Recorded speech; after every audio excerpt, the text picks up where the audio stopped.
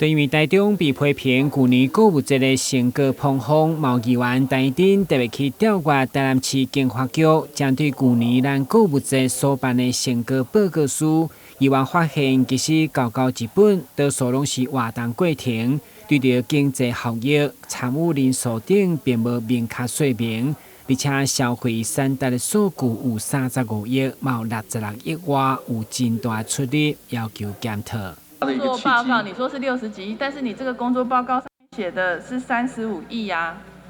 跟依作报告那个66亿的部分，因为我们去年是从7月振兴是从7月15号开始跑，所以我们那时候就开始在做那个发票登录。那我们数字其实这个都是数字啦，到底这个活动带来多少产值，到底增加了多少？其实我觉得这个是要具体来讲出来的啦，比如说我们看到说，其实台中那边中经院他们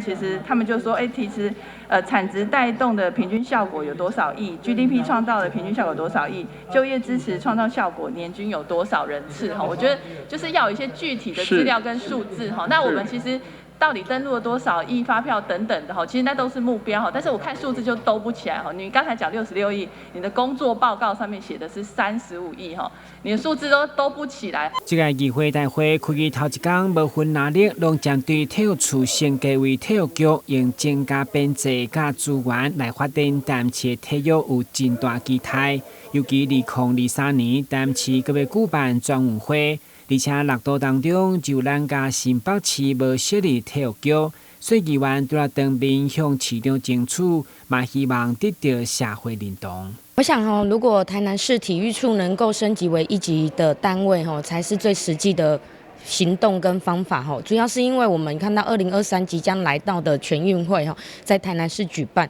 那我们也看到体育处累积了许多中央建设经费的一个工作量，将体育处能够升级为1级主管单位是最实际的行动方式，因为我们才能够让这个体育处将他的能力跟实力发挥到最大的效应。那我们也看到，在这一次的奥运，